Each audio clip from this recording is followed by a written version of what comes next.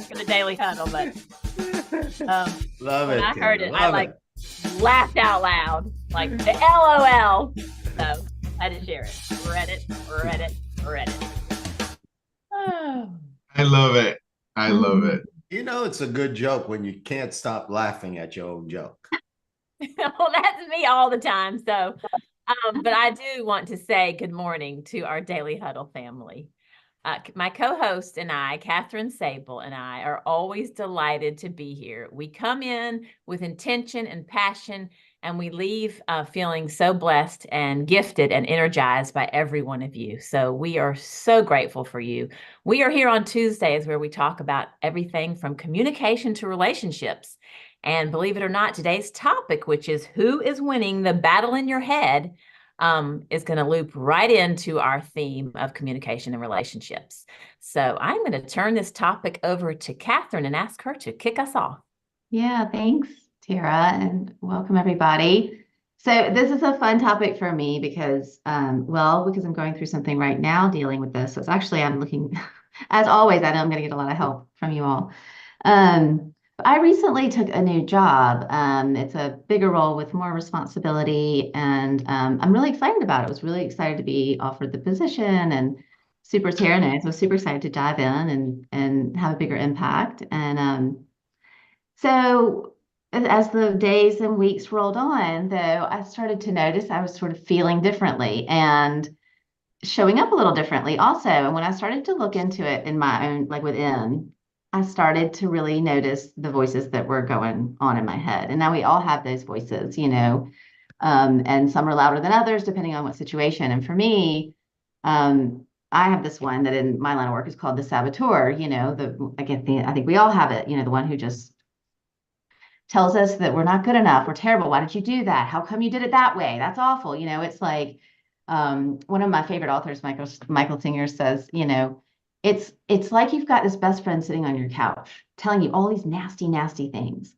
And yet you keep going back to that best friend and asking for more conversation and more advice. Love that. And anyone in the real world ever said these things to you, you would kick them to the curb as quickly as you could. But yet for ourselves in our own head, we still are in that debate. So what I noticed, and why this loops into relationships and communication, is that my saboteur was getting louder. I think anytime I get outside of my comfort zone or close to something that makes me feel uneasy, it starts to get really loud, probably designed to keep us safe if we're diving into it from that perspective. And then what I noticed was happening is it was coming at me so loud and so frequently that I wasn't recovering. I was really actually engaged in a conversation with it. So I was spending a lot of time there. Like maybe I did do it wrong. Maybe that wasn't right. Maybe I'm not cut out for the job. And then I noticed I was showing up differently because I was a little, like this person's been screaming at me all day. I'm a little rattled.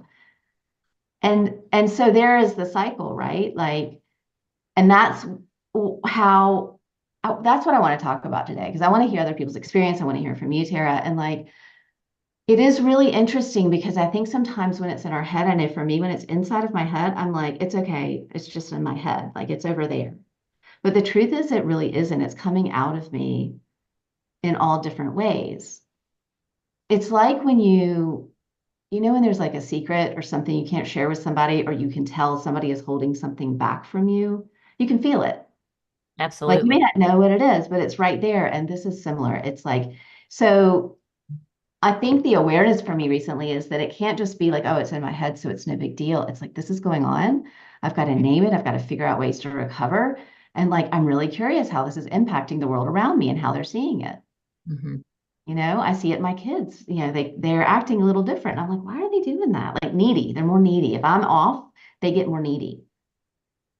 And when I'm off, I want more space. So then I get them a little bit more like, why are you coming to me more? And like the whole thing. So anyway, so that's the basis of the conversation and who's winning the battle in your head. Because right now, y'all, it's that nasty mean girl.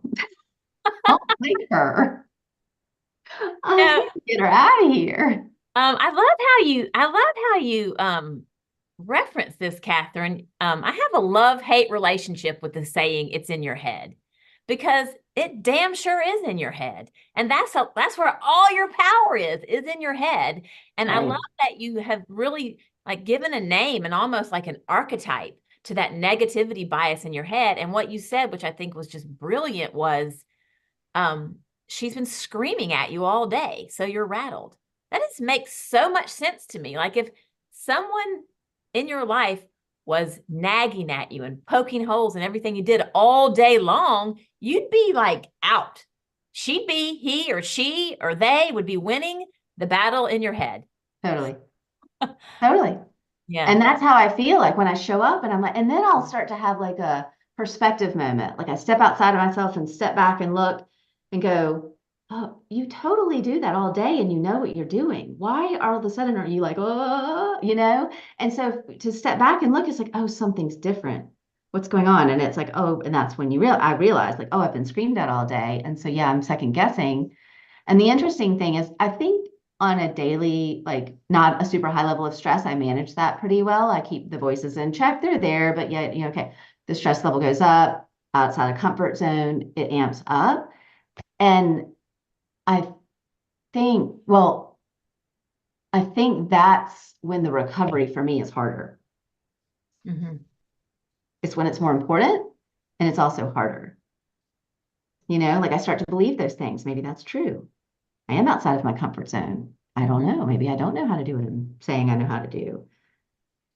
Then somebody looks at me sideways because they got an email that they just checked or something. And I go, oh gosh, that facial expression. And then there goes that loop, you know, they don't like what I just said. They don't like, you know, and all of that rattling around. And it makes us less productive, less connected to others, less relaxed. I've got the cortisol sky high. Right. And so, and yes, I know. So Zoom thinks that's true. Got the thumbs up on the screen. Wonder how that happened. I know. Yes. And that's when our relationships, which is so foundational to everything that we talk about. Mm-hmm.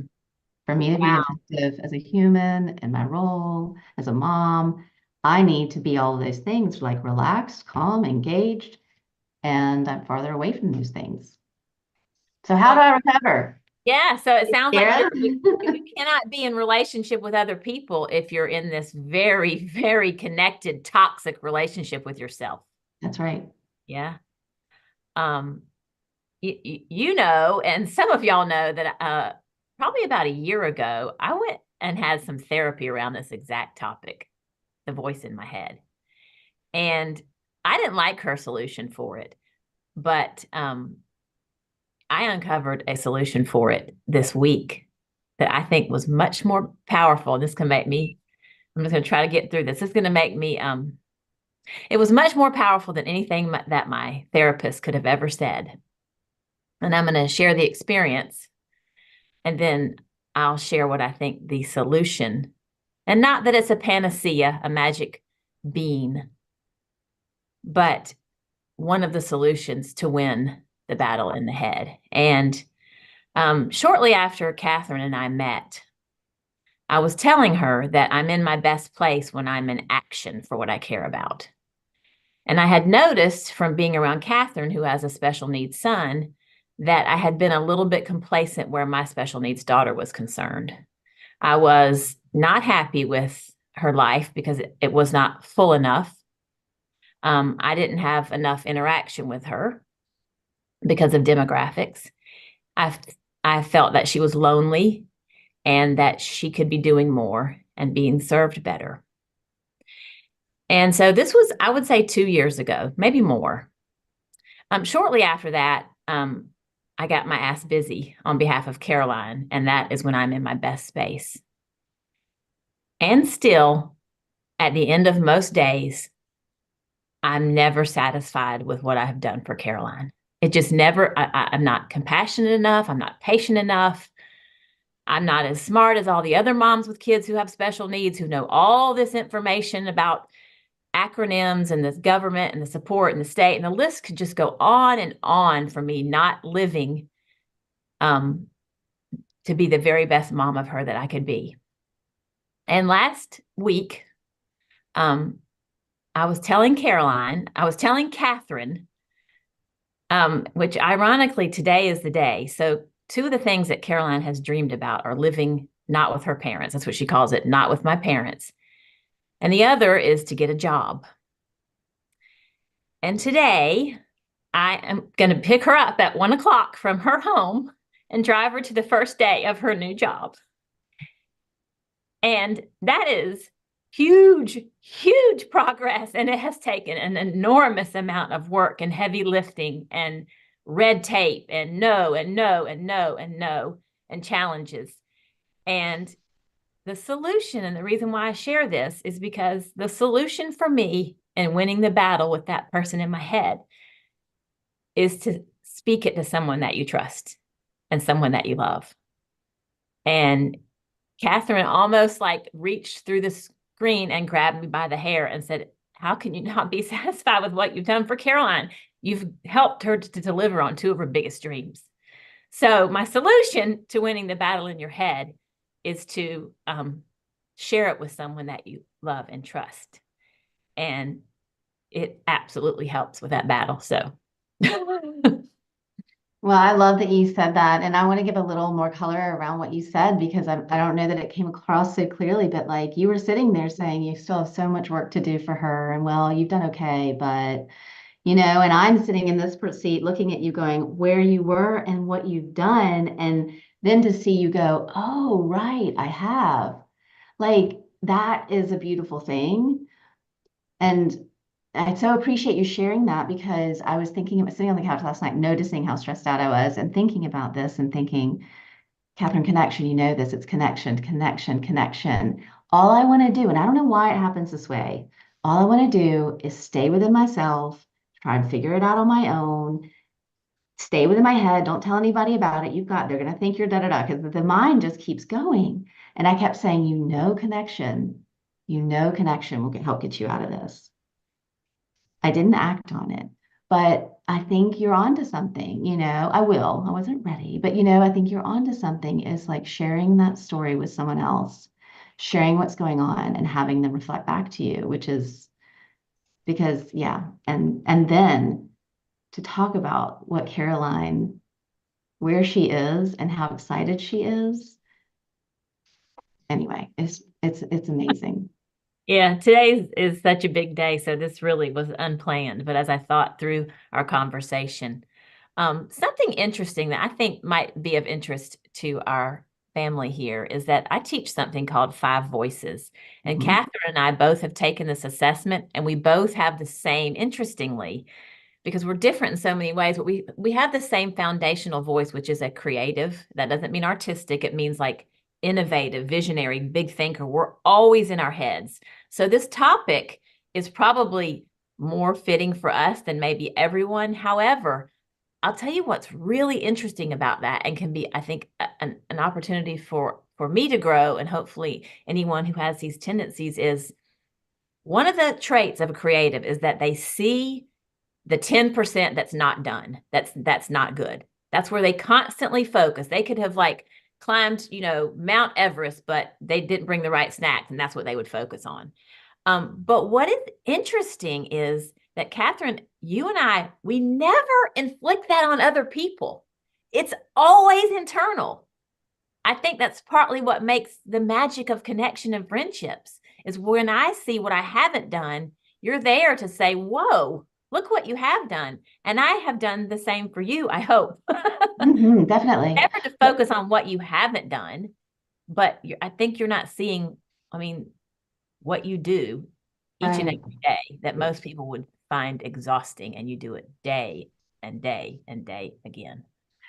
What's really interesting about what you said, that we never inflict it on other people? I actually disagree with that for me. I think that when I'm at my best self, absolutely not. I hold them in the highest esteem, etc. But when I'm not recovered, when I'm not in a great place, we go to the sort of shadow side.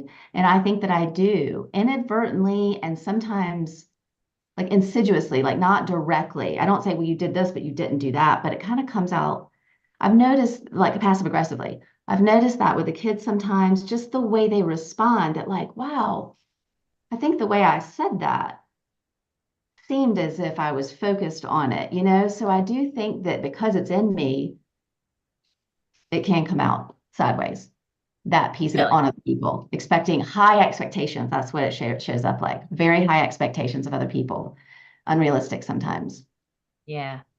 I heard someone say this once, and I won't say it exactly right, but he said it more than once. I need to write it down. But we have the tendency to expect from others what we expect from ourselves. So like we are inflicting our values on everyone else, and that's just not fair to do that. Right. Right. Yeah. Well, and I think I was just going to say that I think the value in all of this for me, and curious how it lands for you, is the awareness. Like my mom always told me growing up, like awareness is half the battle. And like I really thought about that sometimes, like, is it? Is it really?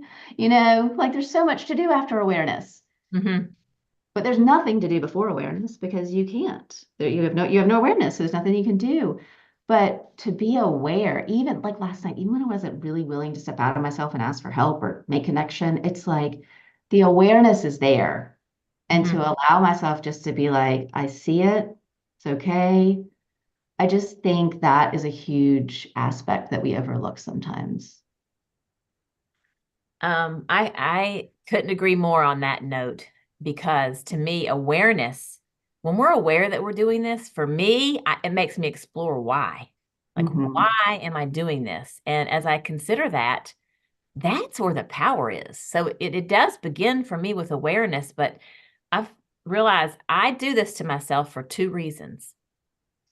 One is that I was raised in part by someone who was like championship mindset. Like nothing was ever good enough. Like he wanted his kids to be the blue ribbon winners and the tough and the fighter. And it's so weird. He when I work out, he's in my head like all the time. Like because I'm something that's like tough minded. So I think partly it was my upbringing, like kind of never enough. And the other reason why I may tend toward, I mean, as optimistic as I am inside my head, I won't let myself trust in something. And I know what I'm doing is I'm protecting myself. What I mean by that is, and certainly the very best example of my lifetime is talking to my son when we thought he was going to be released from prison, and I wouldn't believe it. And he's like, Mom, you're going to manifest that this is not going to go well and something's going to go wrong and I'm going to be in here longer. And I'm like, that is ridiculous. You can manifest energy, but you can't manifest something that's, in the hands of a judge in a courtroom somewhere. But I now see what I was doing. I was protecting myself from disappointment. Yes. Yeah. So that's another reason why I do that. It's just so. That's what I was going to say, that I think it has a lot for me to do with fear of failure and fear of being seen. Which always goes back to our core. That's why I love that you bring in the brain piece, because, in Maslow's hierarchy of needs, it's, we have to be part of the group or else we die. That's our biological function, core belief. And so, that's a lot where mine comes from, is like the fear of like, oh my gosh, and then I'll be kicked out of the club or fired or lose my house or, and then I'm totally excommunicated. And just to know that that's running in the background based on who we are, I think is so helpful if we can identify it. Right. Absolutely. The last thing I'll share, and then I'd love to hear what if others have battles in their head, is I have been a student of Stoicism, not for a long time, but I think before I even knew it. And one of the tenets of Stoicism is the value of time. And I've been for years and years very focused on not wasting time. And so I think that's another thing for me, is like if I'm out socializing and having a great time with beautiful friends, that's a great investment in time. But if I find myself running around in circles because I lost something, I can't decide what to do next, and I end up looking at TikTok, that's a terrible use of my time. And those are the type of things that I beat myself up for. So again, that's awareness. Where did that come from? Why was I disorganized? Why was I sort of spinning and then not giving my very best self to the minute at hand? Presence, I think, is another antidote. Hard to do when the mind is spinning in that way, but something that, because I think you also said we're in our heads a lot, and bringing it down to the mind-body connection, bringing it down gets us into the present moment. Yeah. And then we are less likely to spin out. We don't spin out in our bodies. Our bodies are not in the future, but our minds are. So bring us into the body. I love that. Thank you, Master. Come on. Florence has something that she has on her mind. Hello, good morning. A Hello. beautiful conversation. Good, really wonderful. Um, I have I've heard someone say that when we made our entrance into this planet, we decided there was a need for something, and we said, okay, yes, I am going to go, and this is what I'm going to do. um I don't know, if everybody would subscribe to that kind of thinking, but when I heard that, i it really touched me. So I call it my birthday, my yes day. And so tried to figure out what is it that I saw that I felt I could do, I could contribute to this world. And for me, whenever I have these moments like you're having and all of this, I'm asking, am I am I living what it is that I came to do? Am I fulfilling that? And for me, as long as I am fulfilling that, I find peace. Like in every situation, and I know the bigger picture for me is unconditional love. Do I have unconditional love for myself? Am I giving myself grace? Would I want somebody else to give me grace? Am I giving them grace? And once in every situation, I answer those questions, I find peace in the situation. So, and the situation a few nights ago where I was irritated because just over a simple thing, I'm staying at my cousin's house, and her husband decides that I need a trash can in my room. And I was like, nope, I don't need a trash can. I don't live here. I use a little bag and I empty it out, and I don't need a trash can. And because he insisted in putting a trash can, it made me irritated. But then my cousin said, oh, that's his job. He goes from room to room and he does that and all of that. And then I started to think to myself, why am I not letting him be who he is? Do I want anyone to control me? Do I want anyone to insist that I do this or not do this? Well, I'm going to let him be who he is, and I'm going to be who I am. And because I did that, all the irritation floated away, and I returned to who I am, being love, being unconditional love. So in this time, what I'm practicing is just letting people be who they are, because I want to be let. I want them to let me be truly who I am. So that's what I have to contribute to this conversation. Thank you, Florence. I think it's such a great point to see where do these points of irritation come from, and that if we are trying to make somebody do something or say something or be something, then that can definitely cause a stir up in our minds about that. So thank you for that. Gio.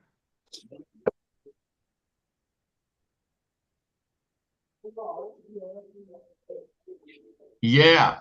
So as I was hearing your conversation, I was looking at where do I go to win the inner battle. I do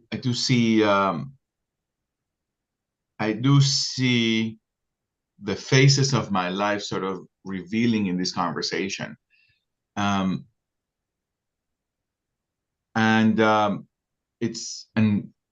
what I was thinking, two things. I was thinking I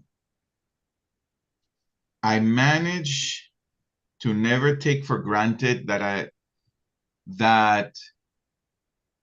it's never handled.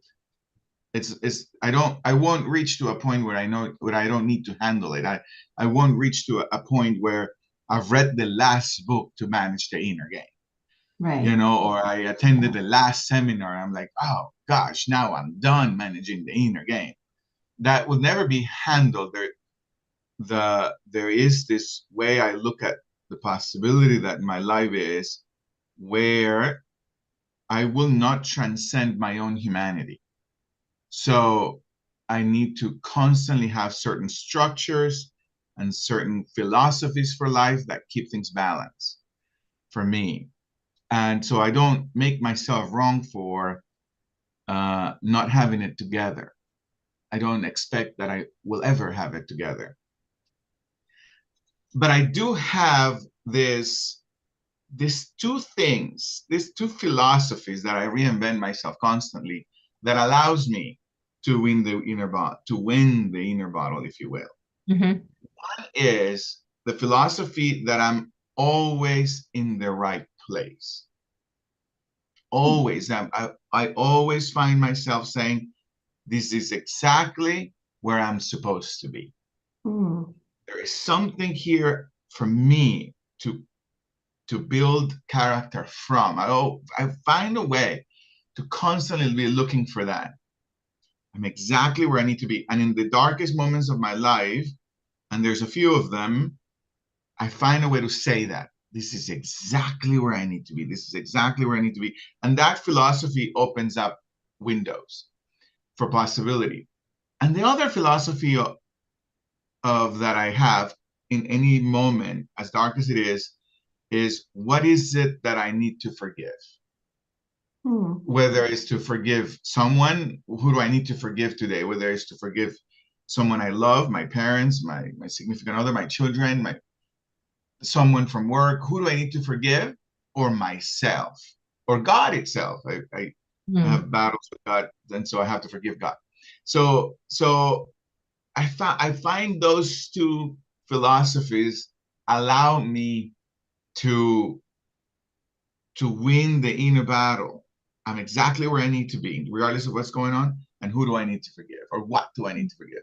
And when I answer myself those questions, I kind of position myself a little better for the next morning. That's what I wanted to say. Mm. That's really helpful and a great reminder. That is a little bit Buddhist mindset to me, which I absolutely love. So thank you Yeah. so much for that reminder. We Yeah, I have love that. I love Sorrel. them. Yeah, I just want to say I love where I'm supposed to be, because that is part of my mind's trick into saying, like, you should be somewhere different, you should be somewhere better, you should be further along. Why would you do, and then it's a no, never ending no win. So thank you for that, Gia. Yeah. Good morning, Sorrel.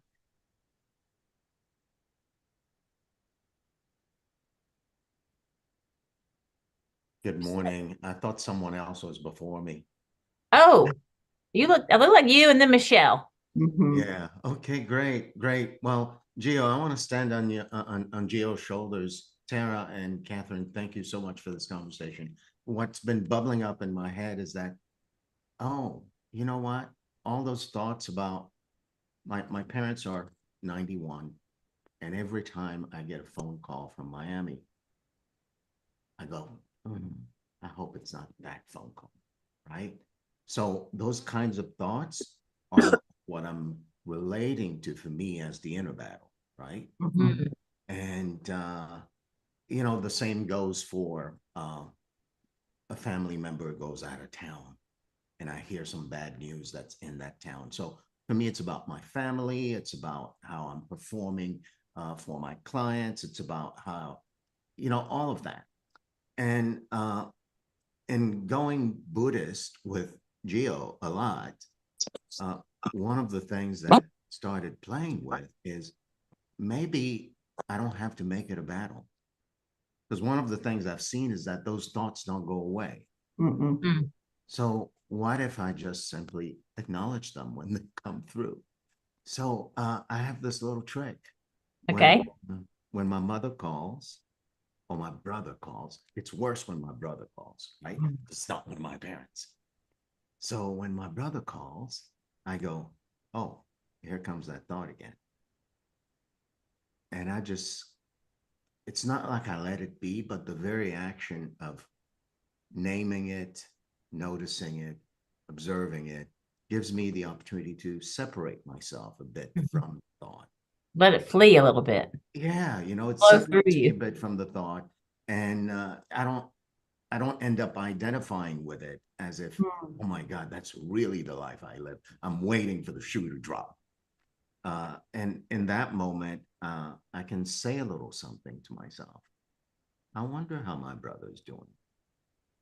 You know, my brother's challenged a bit, a whole bunch with epilepsy, like your daughter, Tara.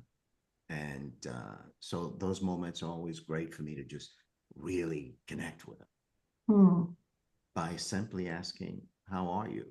Instead of asking, how is mom doing?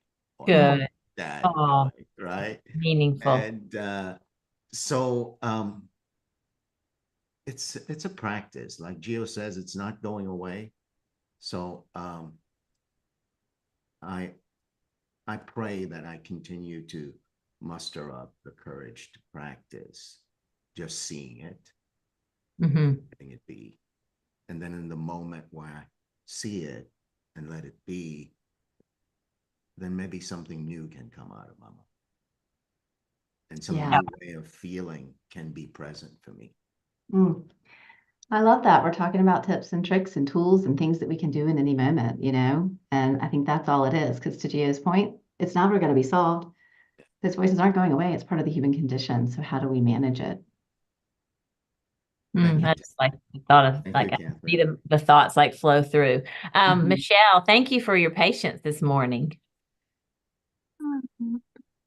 Good morning, Tara, Kathryn, Gio, Sorrel, everyone.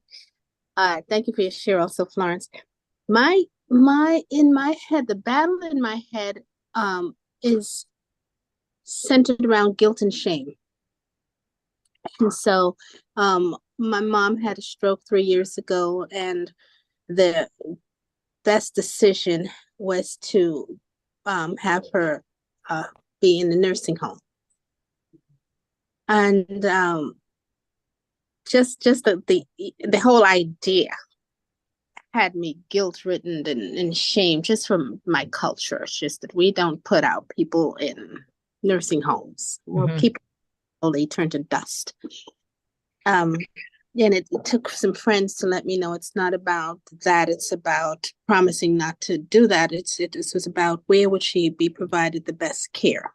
Now, since I don't have siblings and I work and all of that, but still, and as Sorrel was saying, if I get a phone call and I see, you know, the facility's name comes up, my heart skips a beat, and I answer the phone. And if the first words are not, if I don't hear, "Mom is okay," and then they go on, don't talk to me unless you say, "Mom is okay." I need to hear that first, because my heart is always like, did she die? Are they calling to say that she died? And I'm not prepared for that. So it's always about, I'm always, did I do enough? Am I doing enough? Even though she's there, I've gone from visiting every day the first 2 years to visiting now every other day instead of every day. But still, I'm in my head, it's, am I doing enough? Am I being enough? Did I make the right, even still 3 years later? Do you think that when you go every other day, you're a little bit better of a version of Michelle when you show up? I think so, because the day, it was just too exhausting, and things that I needed to do for me and, for, just in my life was not getting done. Or I was just at the edge of just exhaustion. So, and at some point one day she said to me, "Michelle, you don't have to come every day." Oh, but I also know every day for her days, if she doesn't see me 2 days, she's, she doesn't really, she's not cognitive awareness to say 2 days versus a week. I missed 2 days one day. She said, "Michelle, I didn't see you in a long time." And I said, "Michelle, Mom, 2 days." Oh, So I still have to, in my head, and go with wherever it goes around that. And then I have to, I remember Byron Katie, and she says, "Is it true?" So I have to ask myself, is this thought you're having, is this true? Right. And if I answer the question, I realize, okay, I'm making stuff up again. You are making stuff up. This is not what this is. You are making stuff up. And I have to check myself, oftentimes check myself before I wreck myself. Yeah. Because I will wreck myself, my nerves, and I'll be feeling overwhelmed and guilty about decisions I made or where I am versus where I think I should be. Oh, you know, you should be here. You should have done this, da, da, da, da, da, da. So I is would it like true? to remind you of something very quickly that I cannot help because I've figured this out along the way. I used to constantly compare myself to Caroline's caregivers, their patience, their ability to be constantly nurturing. And then I realized that they're better at it because they're not as emotionally invested in her as I am. They're a little bit different, but remember that it is harder on you because of how much you love her. That's why it's so hard. And that should, I hope, give yourself a little bit of grace before I let Kathryn close us out this morning. I guess we're way over. Thank you so much for sharing, Michelle. Thank you. And thank you, everybody. And just as I suspected, I walked away with so much. And I'm going to close this out with our 7 tenets because they speak to so much of all of this. And the first is love. Love yourself. Love yourself enough to give yourself that space in your head. Give of your time and of your love. Laugh at your jokes or other people's. Throw that head back and get those endorphins running. And eat more plants. Get your rest. And move that body. Oh, and relax. We have to relax and stress less. That's number 1. That should be number 1 on my list. And move that body. See you all next time. Thank you all. Thank you so much for sharing this morning. It was wonderful being with all of you. Yeah, thank you. Thank you. Bye, Thank you, Tom. ladies. Thank you. Thank you. Bye, Michelle. I feel you. Bye. Thank you. Bye, everybody. Bye, y'all. Mr. Montgomery. Bye.